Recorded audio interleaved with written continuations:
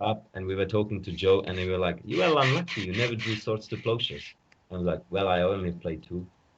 It's Oh not yeah. such a good card anyway." Uh, So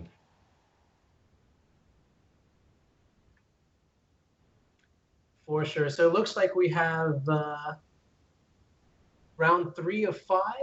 Um, both players are going to be on miracles now. Caleb going to be running back the same four ponder list, but we're going to have Tim on a special Joe Lossett style Legends version. So this is going to feature copies of Caracas in combination with Mendelian Click and Venser Shaper Savant. he also has Cavern of Souls, so he can basically counterbalance is usually the back-breaking card in the mirror. If you resolve it, you win, and this is not the case in this matchup because Tim not just has Venser, which is hard to counter with counterbalance, but he can also have uncounterable Venser or just uncountable Click and Snapcaster, and so we'll see how it will go. But certainly, I think here just considering the deck list, Tim is a clear favorite because he has a lot of cards I wouldn't play. I think they are not good in overall metagame against Delvers, for example. But in this mirror, it will be very good. Yeah, absolutely. Of the two, I think that Tim's deck definitely has inevitability. You know, on turn infinity, that Cavern of Souls, that Caracas is going to go a long way. Another thing about Caracas is that it's going to sort of fizzle Caleb's removal spells in the sense that Caracas will always be able to bounce whatever creature Caleb targets. So Caleb's going to have to use a combination of removal spells just to remove one threat from Tim's side. Now I think Tim must be really salty because Caleb just drew that one of counter Pyroblast. But yeah, absolutely. He doesn't care. He has a force backup. He knows in this situation you just have to force backup, and Caleb will certainly play counterbalance now, and hope for the best. Fingers crossed. Okay, he resolved it. So that's a small victory for Caleb, but it's something to start with. Now, what's very interesting is that Tim chooses not to play a land this turn, and what's fascinating about this is that I think Tim's hand is so bad that Tim is saying maybe if I miss a land drop, Caleb will think that I have only gas in hand and is going to play a bit more cautiously. I think it's, in my opinion, it's a mistake. You certainly won't fetch land in play with counterbalance if you have nothing going on. You be blind flipping, so you can at least do something. You can fetch, you can do something. I think I don't like it at all. Absolutely, and I think this is the punish right here. Revealing the top card of his deck, not a 1-drop, I believe, allows Caleb to have the green light for resolving Sensei's Divining Top. Now, if Tim had the fetch land in play, he could reset the top of his deck using that and then potentially stop the Sensei's Divining Top. Exactly. It would be also questioned whether Caleb would go for a blind. Maybe he would play just another brainstorm, see if coast is clear. Right. But I think this turned very nicely for Caleb, and we see entry the Angels, so maybe the game can be over very quickly. We'll see. Absolutely, yeah. That being said, we still have to appreciate that, Tim's deck is designed to win this matchup with Cavern of Souls and Venser Shaper Savant. So, if Caleb just, dirtles around for too long, it is possible that Tim can get a couple of lucky draw steps and steal the game. I also hear Caleb has a chance. If he sees the top or something, he can go for Snapcaster Pyroblast, which would basically just win him the game on the spot, I would dare to say. Right. But it's difficult because if he plays Snapcaster and it resolves, still he will fetch, Tim will fetch, and he can have something for one on top. I mean, I'm not sure what the chance, but I think the chance is pretty high that either Snapcaster or Pyroblast will get countered. Yeah, and I would suspect that the Pyroblast is more likely to get countered. But, that being said, Caleb has the win condition already on top of his deck. I think he's just going to try to either end-step Brainstorm, which is a little bit risky, or just naturally draw the Entreat to Yeah, cast I it for think 3 I angels. would go certainly for the brainstorm because you certainly don't want to put top on the top of your deck. Maybe you might not resolve it again anymore. So I think certainly you want to go with brainstorm. But okay. I thought he will just go for the entry now.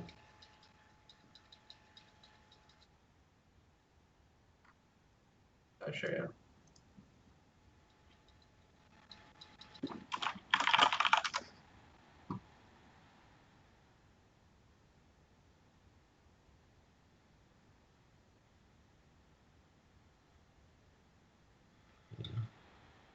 So now he's going for it. He's playing Snapcaster, which will probably him will fetch.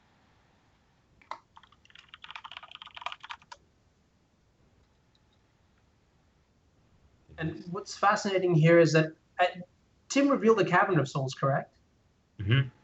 Okay, yeah. So it's kind of a bind. You know, is Tim supposed to fetch away the Cavern of Souls right now? Maybe he has nothing, or he does. He does. I think he has he has nothing, right? He has only top in hand. Correct. Yeah. Yeah. So that obviously you can have Cavern, but if you don't have spells. Right. So the reason I'm asking is because I mean Tim's only line to win this game now is going to be Cavern of Souls and Venser Shaper Savant. Oh, but you know what? Never mind. Actually, the Pyroblast is quite the issue.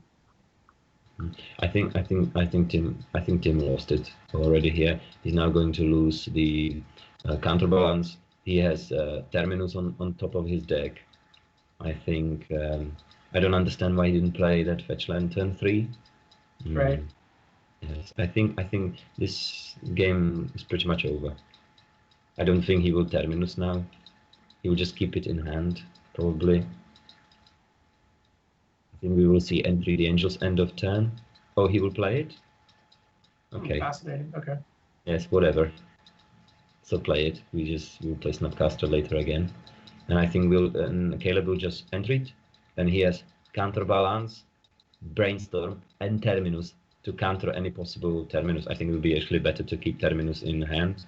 Absolutely. So you can, if things get dodgy, you can do something. But I think that Snapcaster was not presenting any serious threat. But I think Tim knows. He's already thinking about the sideboard. Yeah. And the fact that Snapcaster is not presenting any threat to Tim means that it also has very little value to Caleb. Yes. Especially when there is entry on the top. Yes. But I think this is really whenever we tested this matchup, we basically never play pre-board because pre-board is sometimes a coin flip. You draw more white cards, you lose.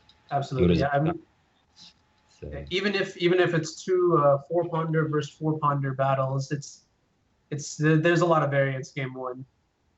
Yes. Maybe if you have those Vencers, maybe it makes sense to also try the game one. But when you play 4-ponder, it doesn't make any sense. Right. It's just yes. And Caleb is going to take game one. That aggressive force of will too. I wonder if Tim was supposed to push through his counterbalance or save the force of will for Caleb's potential counterbalances. What did he pitch to force of will? Good question. I don't know. It must have been because I always was thinking about some kind of rules. I think the rule number 1 is do not allow your opponent to have counterbalance, and only point number 2 is to have your counterbalance. Right. But I think maybe Tim was feeling all right. He knew that if counterbalance resolves, Caleb has very limited answers, which is correct. I think it was correct force of will. I think that was correct, because Tim was a bit unlucky that Caleb had Red Blast 1-off in hand, and then he resolved that then he had counterbalance and he resolved it. So. Okay, and I actually think he pitched a Vendilion click to the force of will. So. Yes, yes, I think so. I think that's fine. I think that was correct to force it. Certainly, in 4-ponder mirror, you do it all the time. It's this strong. Of course, it can go wrong, but I think it's suddenly 85% or 80% you winning. Okay. And that's cool. Yeah, so that's fascinating. Yes, please. So I mean, another thing that I would consider in that situation is what is the rest of my hand, and I think going all in on the counterbalance. I mean, I'm not saying it's incorrect or correct, but one thing to consider is that, if your counterbalance does resolve, and you have nothing left in your hand, and your opponent then is able to resolve the counterbalance, where do you go moving forward? What are the things that you can do? With no manipulation, a naked counterbalance isn't always the strongest tool, but I definitely know the counterbalance is so powerful in this matchup that it is worth it many times to protect it aggressively. Yes, as I say, I think it was correct. He had not much going on. He could just try to force his counterbalance. He didn't know that he has counterbalance, but yes, it's difficult. He had fetches, and he knew he can come back if your opponent resolves counterbalance. You have some answers. I think that's fine. But I must say, I'm not sure if I like slamming like counterbalance like that. It seems that this game might be over sooner than we thought. Yeah, no, absolutely. I mean, both players have very, very powerful opening hands, but tapping out as early as the second turn is going to give Caleb the green light to resolve his own counterbalance. Exactly. I think this is. And Tim did not even look in upkeep. That I don't like it at all. First, you don't want to slam counterbalance like that because your opponent has Red Blast, has Flusterstorm, you can hardly fight, he can have Force of Will, he keeps all the counters, So I think usually you want to play the game. If you have top, that's good. You're looking. Usually when you're on the play, on the draw, you can cast Sensei top. I think that's the biggest advantage when you're on the play, that you can play top without fear of opponent having counterbalance. Also, Caleb didn't play it, right? He has this untapped volcanic island, which is correct, and he was waiting for if his opponent will be, I don't know, hasty or nervous, and he will slam it. Right. If you have nothing else, you probably do it, but I think it's better, and it usually works, just to bluff that you have it, or that you have your counters, and I don't like it. Usually you want to play some lands, maybe. You want to play Vendilion click turn 3 to see his hand. It usually forces the Red Blast, and then you can try to do something. Now, fortunately, Tim has a fantastic draw here. He's drawn, I think, one of the 2 copies of Wear Tear, which is great because it might be able to break up the lock.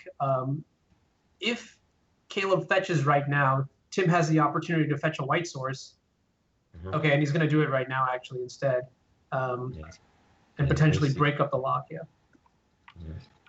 I think Caleb wouldn't fetch. He will be forced to do it now. Okay. I mean, he will have to fetch now and look and see what he can do.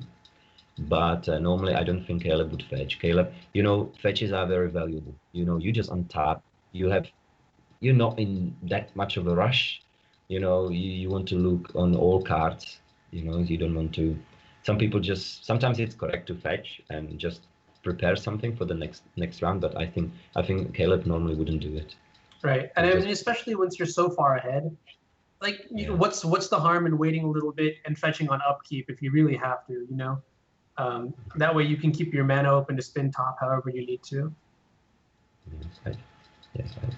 So he has counterspell, and is the other card counterbalance? So Caleb is in very good shape. He will he basically won't lose anything. It's 1 for 1, and he has counterbalance top in the next. Yes, so that looks pretty good.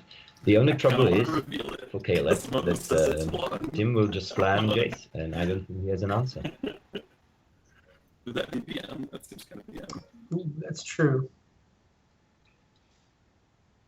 So, yeah, he does have the top activation on the stack, but if he chooses to play both the counterbalance and the Sensei's Divining Top on his next turn, which is, a very likely play, yes, he's not going to have access to Forcible or Counterspell.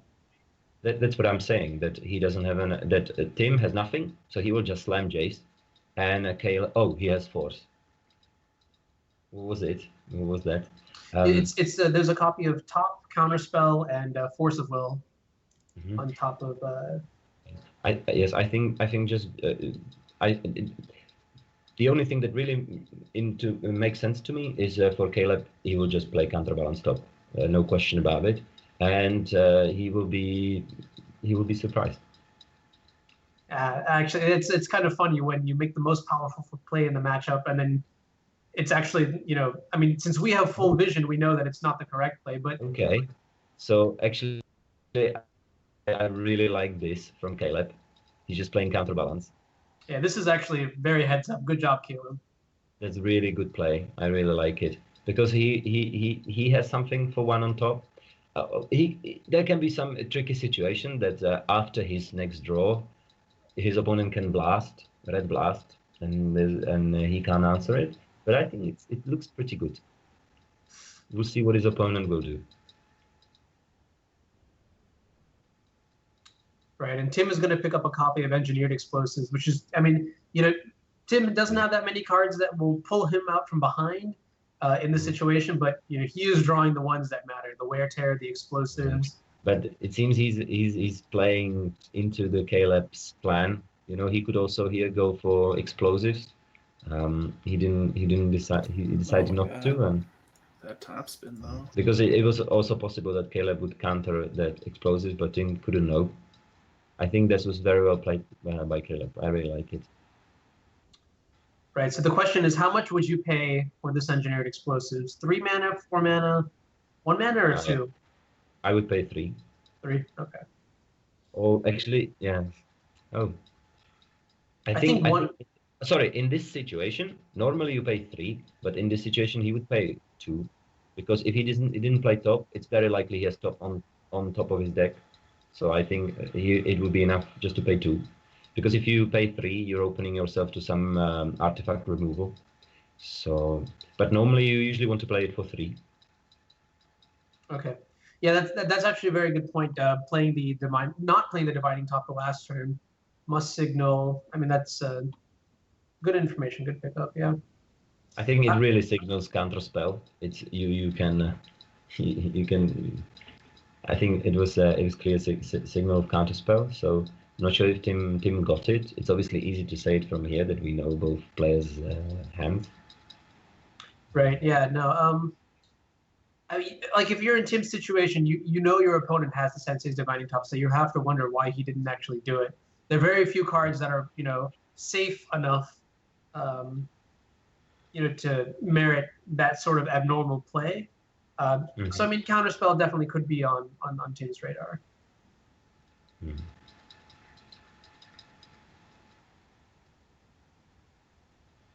Yeah, I'm not sure. Does Tim actually look in upkeep, or he doesn't? Did he look end of turn or something? He couldn't. He did not know. I don't know. Okay, I'm not sure if I like these plays. I think you want to wait.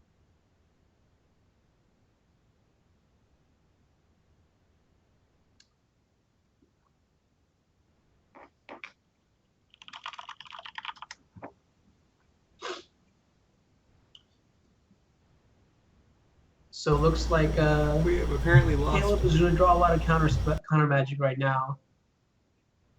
And in the meantime, do we have Tomas? Okay.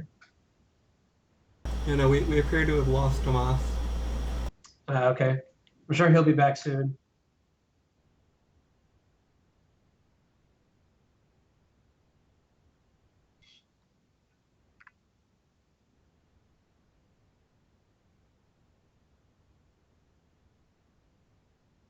But we do see 2 copies of Force of Will and a Brainstorm on top of Caleb's deck. So, I mean, Caleb is definitely out. There are 2 faces, 2 of me. Hello. Let's see if I can get both of them now. Okay.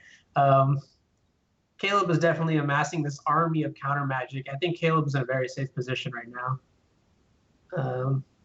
That being said, it's important to realize that Tim does have access to Cavern of Souls and a bunch of dudes. So, it might just be the case that all this counter magic that Caleb is getting is not going to be enough. At some point of time, he's going to have to start applying pressure to sort of pull ahead. Right, I guess I'm kind of filling in here. It's a little noisy on my end, so I apologize. No problem, no problem. And like Whitebase is in the chat, so disgusted by no top end of turn, he rages out.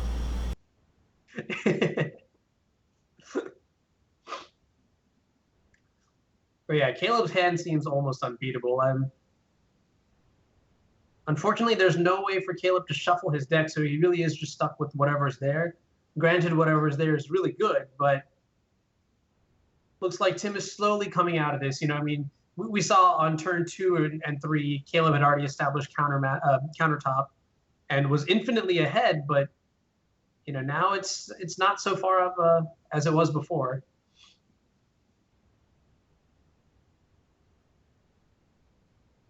Yeah, so what I hate about the Miracles Mirror is basically exactly this. Both players with just hands full of counter magic.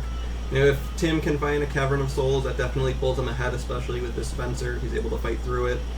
Caracas probably helps, you know, against these Pyroblasts and Swords to Plowshares too. So I think he is favored in the matchup from a position like this. Well, when the decks get into this position. But this is exactly why I stopped playing Miracles, is because this is just so miserable. Oh yeah, no, absolutely. This is like one of the, I mean, so from a viewing perspective, I promise you, there is nothing less exciting than this. But you know, when you're in the heat of it all, there's a lot of calculations you have to make. Like, you know, do I even want this counterspell, or do I want a different counterspell? Is the third Flusterstorm actually going to be necessary? Like, you know, just layers upon it. It's dependent on how deep you want to go in terms of, you know, layers and whatnot. And so my question, what I'm curious to see is what each player's game plan is, why they're selecting the cards that they are selecting. I'm not sure if we do have access to the top of Tim's deck.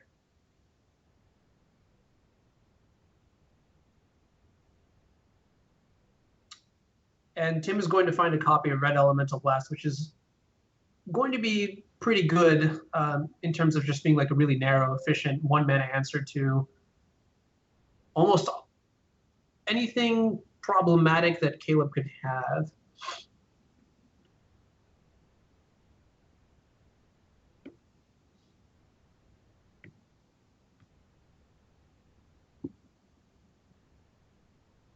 All right, so if you're in Tim's position, you know, not having information about what's in Caleb's hand, but knowing he's, you know, got a 6-7 card grip, if you find a Cavern and cast Click, do you click him or yourself? I think I actually like clicking Caleb just to know what's up, what he's been doing all this time. I mean, there's a lot of information to gain, not just like what's in Caleb's hand, but you know what Caleb is developing to. You can also probably get an idea of what might be on top of his deck, what Caleb, like the pieces that Caleb might be missing. That being said, I mean, like if you look at Tim's hand, right? Tim is also trying to gun towards setting up that, like the unbeatable, you know, Cavern of Souls and Caracas. So it is possible that, you know, Tim wants to you know, filter out maybe, I don't know, something that he, like the worst card out of his hand to, you know, get one step closer to you know, the other land that he doesn't have. I'm surprised to see that, you know, Tim is pulling the gun here and actually doing something. I think a lot of times when I'm in this situation in the mirror match, sometimes I just get so sick of not doing anything for like 7 different turns that I make up reasons for the wrong play being right, and then I make the wrong play. I kind of like him holding on to the Vendilion Click just because, I mean, there's really no follow up here. I mean, the likelihood that Caleb has some sort of counter magic is 99.99%, and you know, playing Click here doesn't really. It's just simplifying, you know, both hands, but you know, both players will still have, you know, the same amount of resources in relation to each other. Yeah, Tim is playing Cavern of Souls to try and get through some of this counter magic. He's not in danger of discarding, so I don't like running out the Click either. Oftentimes, I find it as the person that goes for it first loses the counter battle, and then their opponent gets to slam something like a Jace or a counterbalance once all of the resources have been spent. Absolutely, yeah. And like the rationale for why the proactive player loses in the mirror match is that, I mean, generally speaking, the bottleneck in these sort of control matchups is the amount of mana you have. In order to win a counter war, you need to have, you know, an extra card in hand as well as 2 additional mana to be able to fight, you know, all of your opponent's cards. Because I mean, they're drawing and sculpting just as much as you are, outside of maybe like a horrific draw where they don't see more than like 2 lands or something like that. So, I mean, you can't engage in a position of parity. You have to always attack while you're ahead.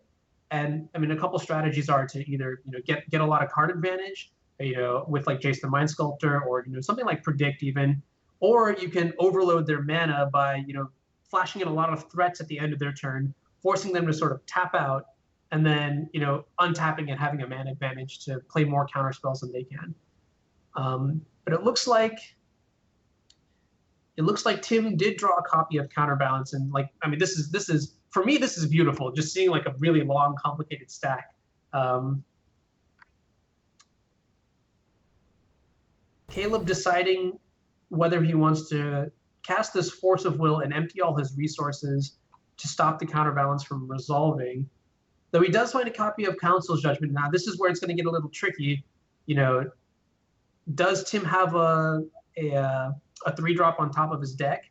I mean, this is not like level 0 Magic. This is level 1 or 2 Magic. So Tim knows that there are going to be cards like Council's Judgment that can get the Counterbalance out of play. The question is whether he's set it up that way or not. If I'm in Caleb's position, I do take the risk that there's a blind 3 on top, because 2-for-1ing yourself, especially with a card like Snapcaster Mage, isn't really where you want to be. You're trying to get ahead on card advantage. You are taking a bit of a gamble here, and if Tim has a Force on top, you're still making the trade. But then both players are hellbent and Tim's stuck redrawing the top instead of just trading 2-for-1 for the Counterbalance. So I'm okay with his line here. Absolutely. Yeah, and this is one thing that I actually think Caleb may have made a slight mistake, and this is like, super high level. I think if he had a way not to draw that second Force of Will, that would have been much better. Just because, the first Force of Will is great, but after that, every other copy you draw has extremely high diminishing returns. And I mean, here we see that the cost is that, Caleb has to question, do I actually use this counter spell that I have or not? That being said, I don't know if Caleb had the opportunity to replace that Force of Will with like another 1-mana spell or even like a counter spell or something, but just something to consider for anybody watching / rewatching these great games. Yeah, so Tim with the Force of Will, pitching Snapcaster Mage. I mean, Caleb is forced to force back here. He knows there's a 1 on top, so there's no risk of it being countered by Counterbalance, by a blind flip. And then, he's left with a top in play. Tim is forced to draw top his next turn. Yeah, absolutely. Now, it's important to know that both players have gone through 2 copies each of Counterbalance. So I'm curious. Now I think we're going to see like a lot of this rinse and repeat, draw, go. The difference is that Caleb's deck is going to have a lot more counter magic, and Tim's deck is going to be a lot more proactive. We already know that there's a copy of Venser Shaper Savant on the top of Tim's deck. And actually, Venser is pretty good here. I mean, if only that it allows Tim to, draw an extra card using the Venser Sensei's Divining Top trick. Like, I know, well, he needs Caracas for that to be repeatable. Absolutely, yeah. And I know we're saying Tim is a little more proactive, and I think that's true given his deck construction, but, well, I know Caleb sided out in Treat, but he does have 2 mentors, and it looks like he just found one on his top activation. He does still have the opportunity to go on the beatdown. Yeah, absolutely. I mean, and I agree with Caleb bringing in Mentor in this matchup. Typically, like if it's like a 4-ponder mirror match, it's questionable whether you want Mentor or not. But I mean, in this matchup where you're playing the 4-ponder list against a deck that has just more inevitability than you definitely want to be able to switch gears and just go on the full frontal beatdown, which is what Monastery Mentor lets you do. Yeah, unfortunately for Caleb, the Swords to Plowshares here. Well, if Tim goes for it end of turn, he's screwed by this Spell Pierce, but he has no reason to not wait until his draw step and just Swords the Mentor, pay for the Spell Pierce. Caleb, throws it away for the token. Token will probably get bounced by Venser, because there's infinite value to be had there. You had mentioned, though, that both players have been through 2 counterbalance. Something else to note, Caleb has been through all 3 of his Pyroblasts. Okay. And he just pitched one of his Snapcaster Mages to Force of Will. Okay, yeah, so Caleb is starting to deplete. I mean, like, in terms of the 60 that he has post-board, Caleb's resources in total are starting to get depleted, which is, I mean, like, in the long term, which we might even get to, that's kind of scary. It's something that Caleb needs to start keeping track of almost, 5 turns ago, actually. What's great here is, though, that this Monk token, while it could go the distance and deal a lot of damage, Tim does have that copy of Venser Shaper Savant still, which can, effectively get rid of that card for free. Yeah, not for the Venser. Caleb can at least make it a 2/2 every turn. That's a 8-turn clock. If he finds another top, it can be made into a 6/6 each turn, but that's kind of putting all of your eggs in one basket. Like, you're tapping out each turn to do that, which I'm not thrilled about. Okay, so here's a Caracas also. And this is a huge draw. So Caleb needs targeted removal. Even Terminus won't do it anymore, even though he cited out all of his Termini. Because the Caracas, Tim could get greedy. Caleb could draw the Swords to Plowshares on top. Tim could get greedy and end of turn bounce with Caracas. But being greedy isn't how you win this matchup. The Swords to Plowshares is definitely better than the 2 lands on top for Caleb, so he's going to draw and I guess hope. But having a 9-turn clock with Caracas back up, it's not the worst.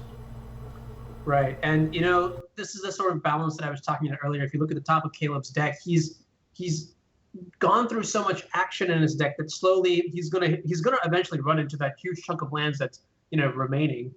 Fortunately, he did find a Ponder, so next turn he can reset the top of his deck by shuffling. The question is whether he's going to find what he needs in order to close this game out. Yeah, so he gained 3 from the Swords to Plowshares, meaning he was at 15 before this attack. I think 1 or 2 of those were from Force of Will, so maybe 3 fetch lands are gone. So he still has, 12, 13 lands in his deck, and we see 2 of them are on top. Obviously, fetch lands are very good with top, so that kind of negates it a little. And there's a Jace, which wouldn't be great to cast here because Tim has remand up. Bounce Caracas, remand your Jace. Yeah, that is true.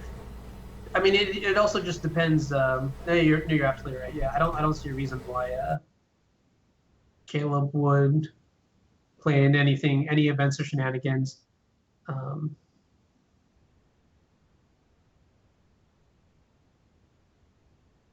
was going to say, Caleb is. Oh, sorry, go ahead. I was going to say, it's interesting that Tim was favoring the second top instead of the fetch there, but then he undid it. True.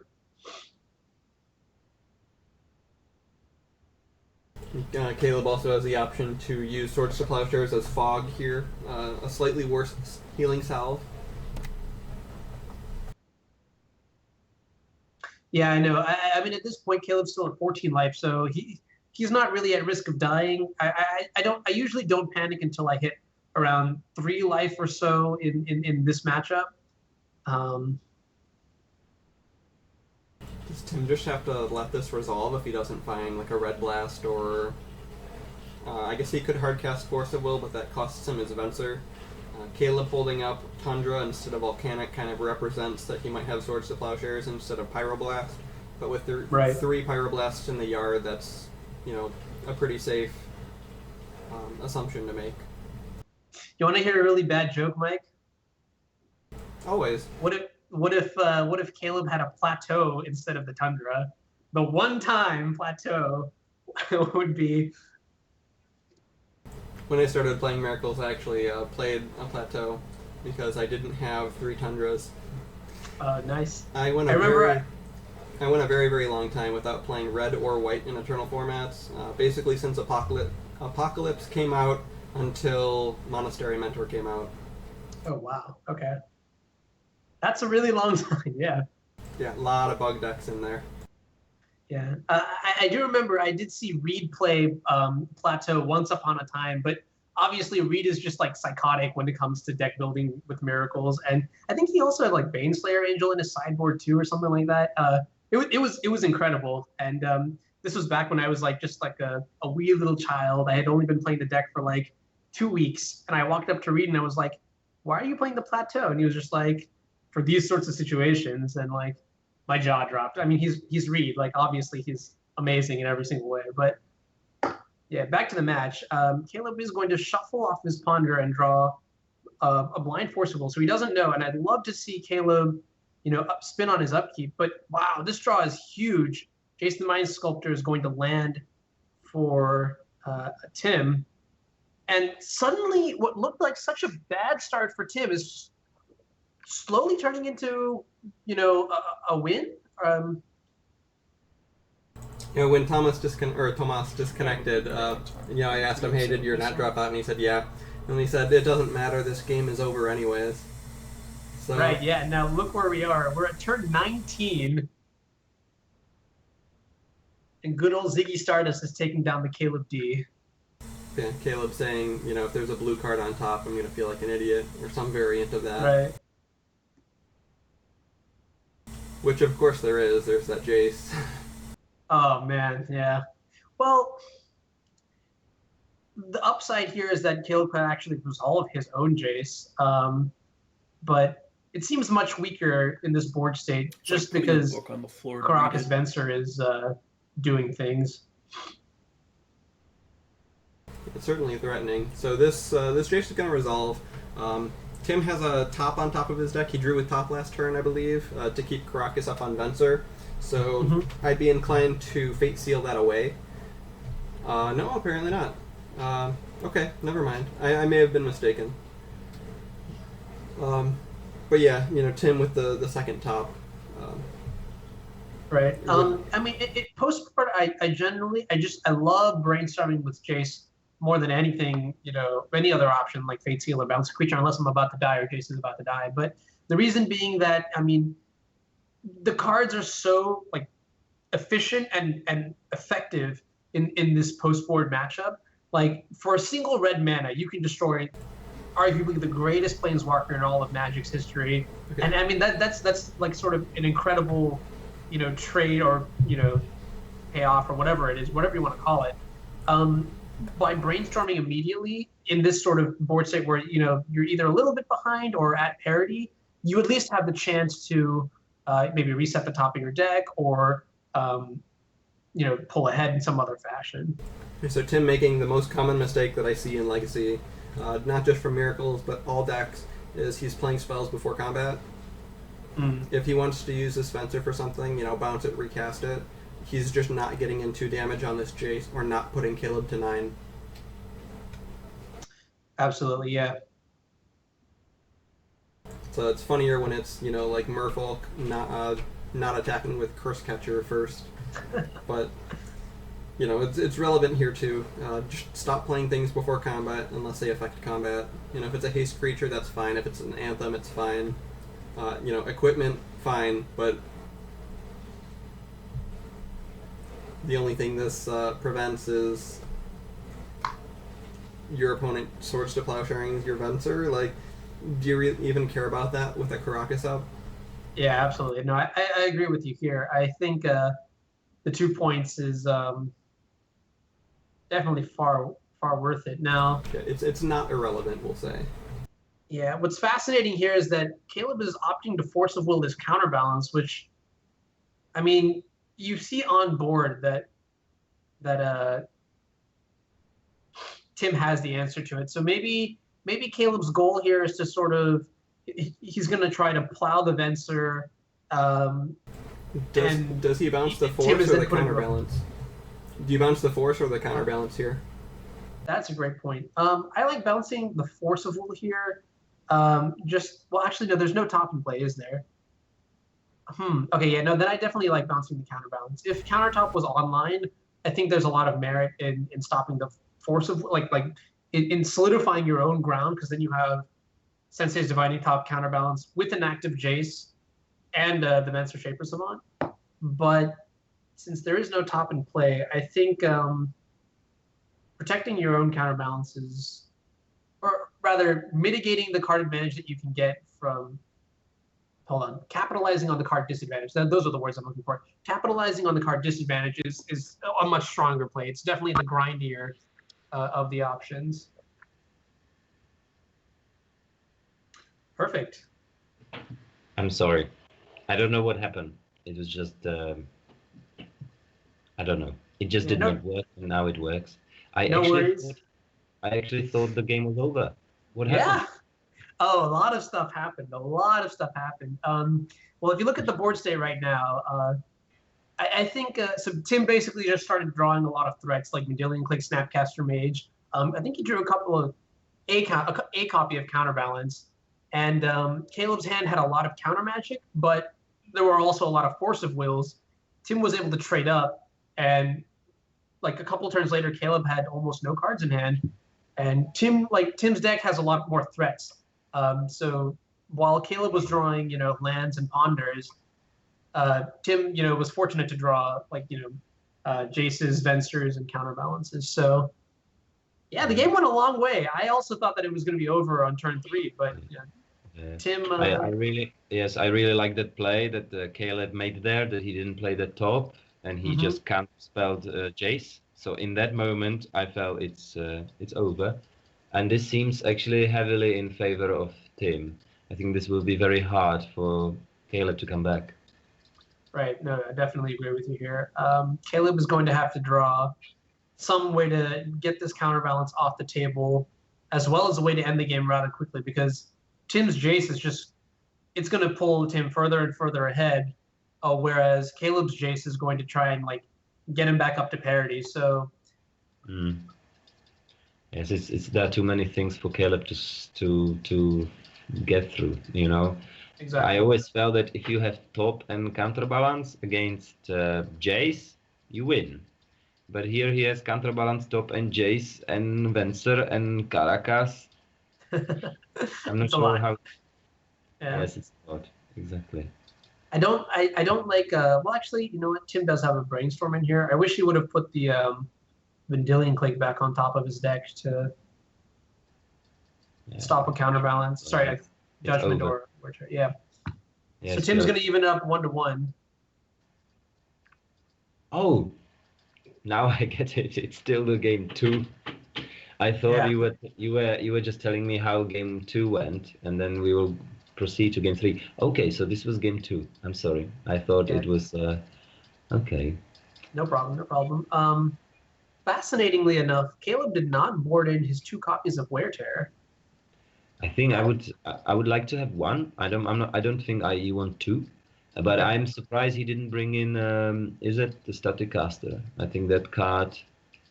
One of the reasons you play. Well, one of the reasons obviously you play it because of Young Pyromancer. That's I think main reason why the card is in the sideboard. But I think it's pretty good in this matchup.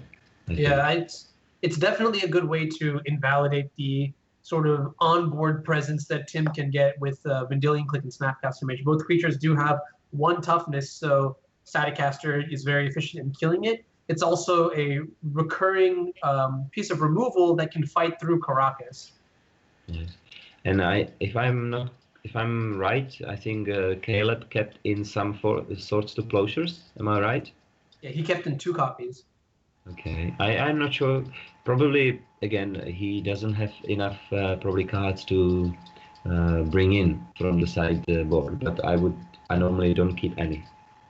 Okay. Yeah, I think maybe the first copy of Staticaster is better than the second copy of Swords to Plowshares. Yes. So he decided to keep the Staticaster because I think basically Staticaster, worst case scenario, it blocks. It at least, it doesn't kill Venser, but it kills the creatures. It trades with, well, it doesn't trade. It just kills Click. So I think it's fine, and it's something you can pitch to Force of Will, right? Because you want to keep all Force of Wills, and sometimes, as you described, you don't have enough blue cards, or you run out of cards. So we'll see. So neither player is going to mulligan here. Caleb is going to lead off with a turn 1 Divining Top, which I think is what you mentioned, one of the best reasons to be on the play. You get to seal that early form of card filtration. What do you think Tim should do on his turn? Okay. Okay, I don't see his hand very well. I'll just. Well, I think whatever he is in his hand. Okay, I see it now. But whatever is in your hand, you don't play anything. Like unless you are on one land, maybe. But even if you have probably one land, you just play that ponder or something turn 2. Okay. And I think on play, on draw, keeping one land is sketchy. Because you can't. That's good on being on play. Even if you don't have top, you can just play. You can keep one lander and play ponder or something like that, which is hard to do when you're on the draw because you can. Because you cannot find a land or you tap out the turn 1, which is as we just now talked about it, is pretty bad. So here's a question that I want to ask. It's a smaller detail, but Tim's opening hand had a copy of Tundra, Volcanic Island, and the Arid Mesa. On the draw in this matchup, what do you think you would play first? Volcanic, no question about it. Volcanic is the best land. Sometimes you search second Volcanic before you even find Tundra, because you want to have like 2 blasts. So I think Volcanic is the answer. You want to save fetch. And Tundra, basically, the only thing what usually Tundra does in my games is that I play Council's Judgment, or you play Wear Tear. But I think you want to start with Volcanic. Absolutely. I think I agree with you as well. I think Tundra is strictly incorrect in this situation because Volcanic has the option of telegraphing red counter magic, whereas Tundra does not. And Arid Mesa, in the situation where you actually have the red counter magic. And even if you don't have it, I mean, you just go with Volcanic. There is nothing you want to play turn 1 for white.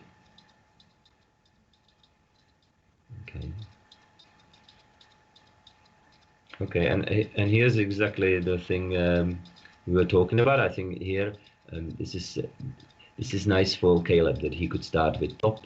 Look, take his time, sculpt the hand.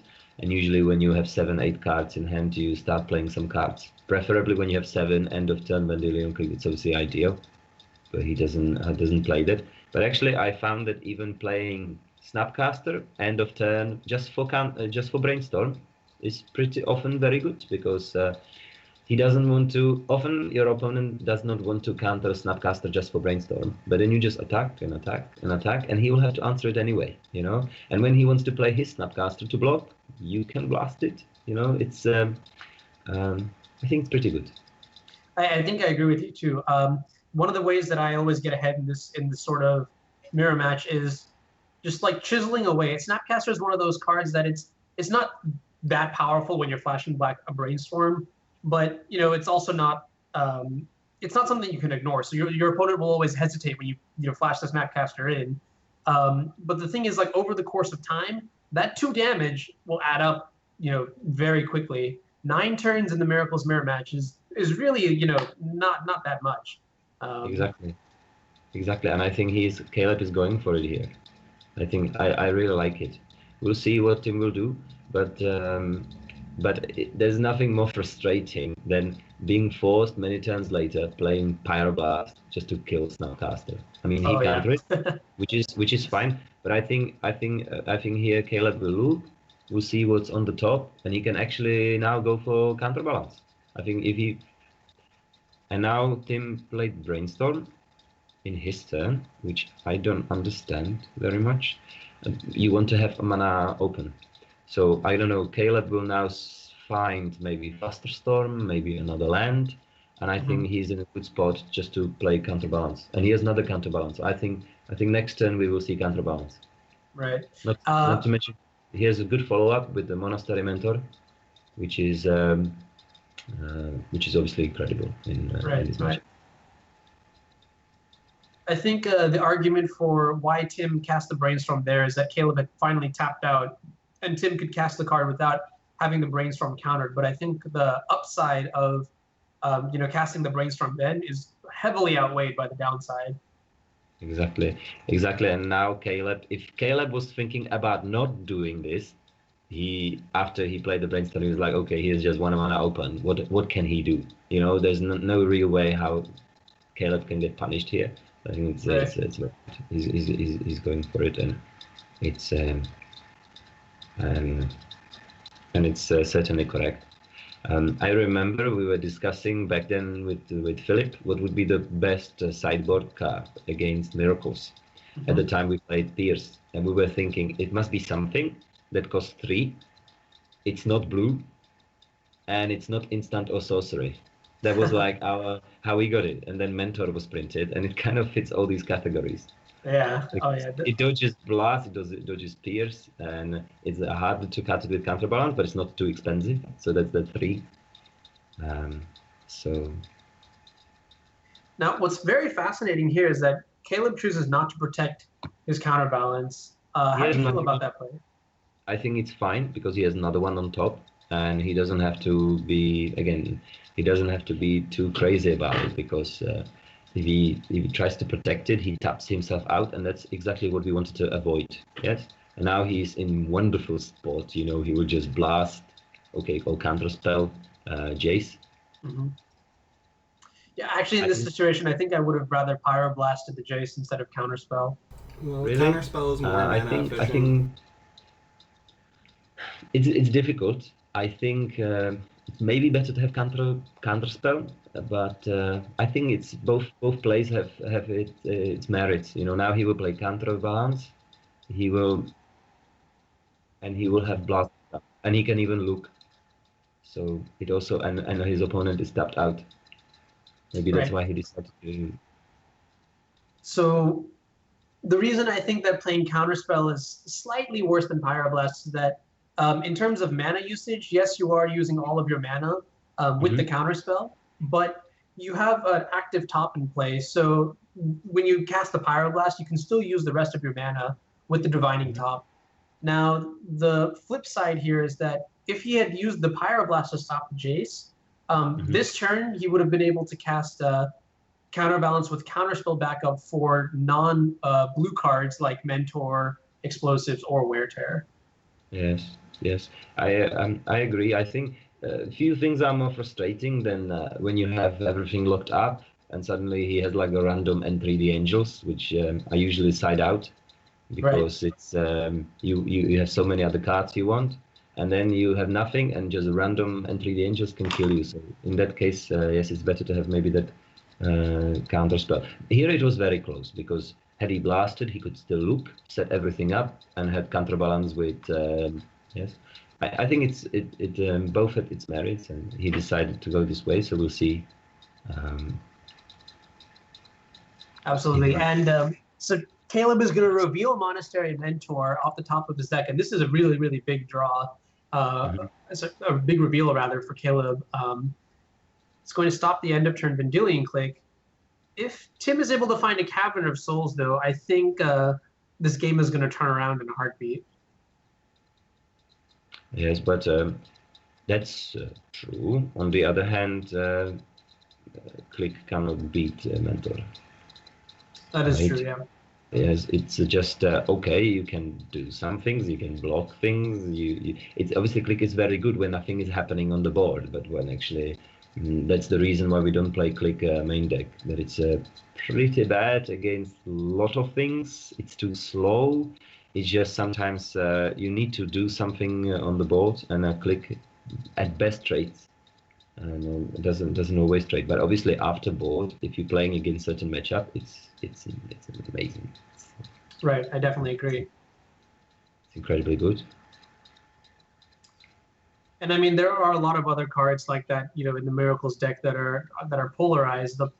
Like for example, Swords to Plowshares is only good in some matchups, but not all others. But the thing with those cards is that they're just so vastly powerful. Like, you know, Click is just generically good. It's, you know, like maybe like a 6 or 7 out of 10 in terms of power level. But whereas like Swords to Plowshares is easily like a 9 or a 10 out of 10. Yeah, yes, but again, Click, I agree with your with your ranking of the card, but in like general way, yeah. But then you have matchups when Click shines, and it's bonkers. It's just 10 out of 10. You know, against some matchups, against Show and Tell, against many other decks. It's so good, and it's really powerful. It's like 3 in the air. With you at Snapcaster, it's suddenly pressure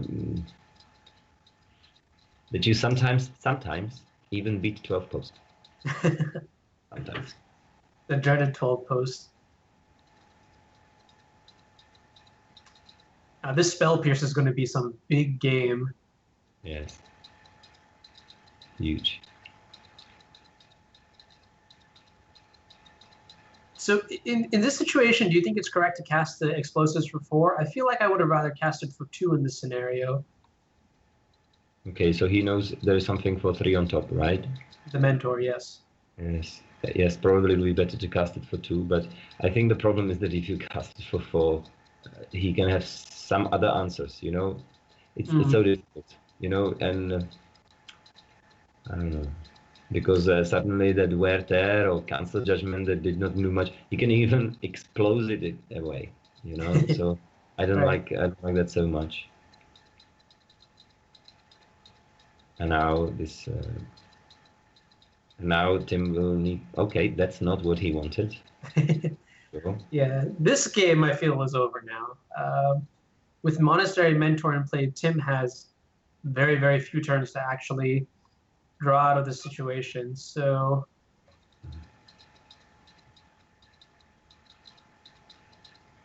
did he just play top? yes, he did. Okay, so he's hoping for like that he will have to put it on top and then he will take it with Click. I think so. Is that the plan? That is the plan. Now, unfortunately, Caleb has another top. yes. So Tim's strategy, while valid, is not going to get it done here.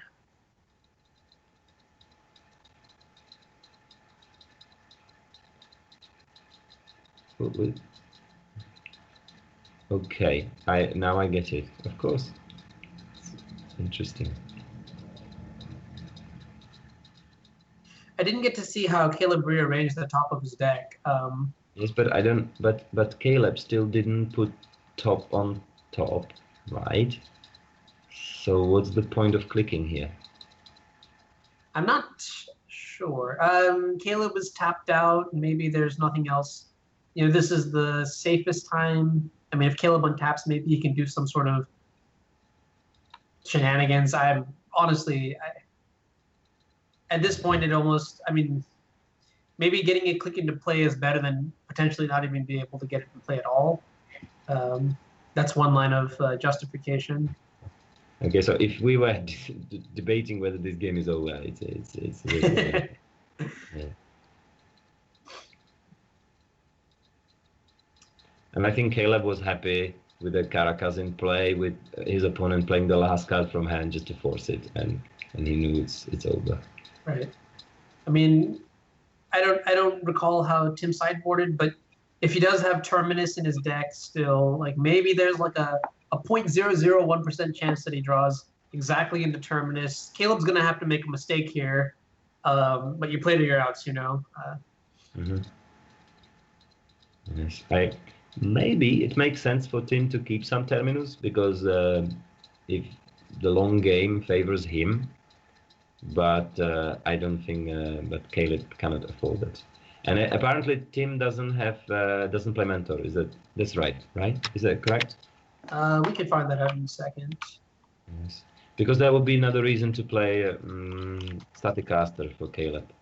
Yeah, Tim does not play Monastery Mentor in his list. But Caleb does not know that, right? Mike, do you know if the deck lists are public? They're not. They're okay. not public. So he just, I don't know, risk it, or he said, okay, he plays legendary build, so he doesn't have mentors. But I think it's safer to bring in. That's great thing about that Staticaster. That okay, it can kill Click, it can kill Snapcaster, but mainly it controls without keeping Terminus, which is terrible card in Mirror. It just allows you to come back or at least somehow control Mentor, which otherwise is very strong. Absolutely. Really. So Caleb Durward's going to take this match 2-1, and I believe that means it's a clean 3-0 sweep, right? Because this is the best of 5, which means that Caleb is going to move on to the finals to play against Julian in an epic best of 5 series. So just looking at the match in review, what are some of the things that you like? What are some of the things that you didn't like? Yes, I think I must say I didn't like some plays maybe from Tim. I didn't like, for example, game 1, and he just slammed counterbalance turn 2. I think he should wait a little bit. I like some plays from Caleb, so I don't. It's always difficult to say, but I think it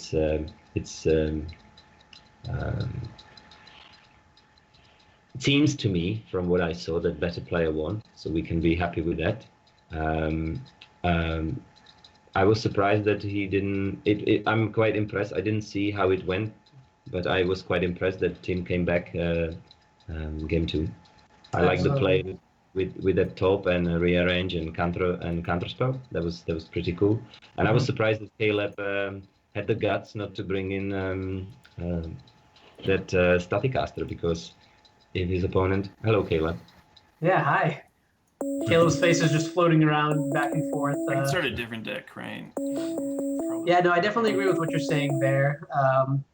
I have to wonder. So game 1, actually, I believe both players want to mulligan to 6. Correct me if I'm wrong. In game 1.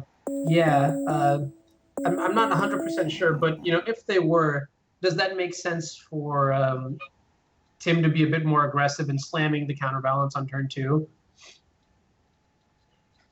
Well, if you're talking about game 1, that's a little bit different. I was talking that I didn't like when he played the counterbalance in the game 2. Oh, okay, yeah. Right. I mean, in game 1, we talked about it. That it's completely different story, because it's hard to come back on 1 mana. He doesn't have a counter. Actually, Caleb had 2 pierces, but Tim couldn't know that. So I think that was correct from his side. We discussed it that he didn't have much going. He just basically ended up with fetch lands. That's the game when he didn't play turn 3 land on turn 3. Yes, when he had 2 fetch lands.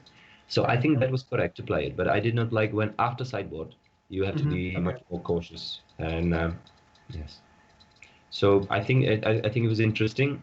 In my opinion, this is like one of the best what Legacy can offer. I know that some people are bored. Hi, Felix. But I just think it's incredible, because I've been playing this so many times. You lose almost never. If you know what you're doing, I think here, of course, you can have a good player playing Legacy and doing well, but I think playing Mirror, if you don't have much experience, even if you're a great player, if you're a pro, I think Miracle Mirror is something you really have to play and know what to do, how to sideboard, and so on. Yeah, no, absolutely. I definitely agree with you there. For example, not everybody thinks that often it's correct to side out planes. That's something many people don't think about, and it allows you to squeeze in a last Flusterstorm and some other cards that you have in the sideboard. Okay, so I think this is great magic. Miracle's Mirror, it's a big skill tester. Right, and I even think that something as simple as casting your cantrips in this mirror are just they're so subtle, but like the ramifications of how you play your ponder, whether it's on turn 1 or 2, or like as we talked about earlier, or how you brainstorm, choosing when to send back maybe an extra copy of Force of Will or like a Jace or something like that. All of this stuff it's complicated. It's extremely complicated, and every single decision requires a lot of thought, not only in the next, the subsequent turn, but like every single turn that comes afterwards. Like every decision you make now is going to have ramifications, or it's gonna make an impact like 5 turns down the line. Like think of the butterfly effect, sort of. So. Yeah. Oh yeah, no, we're by all means we're done. We're ready whenever you are. So yeah, this is a great match. Caleb winning 2-1, taking it 3.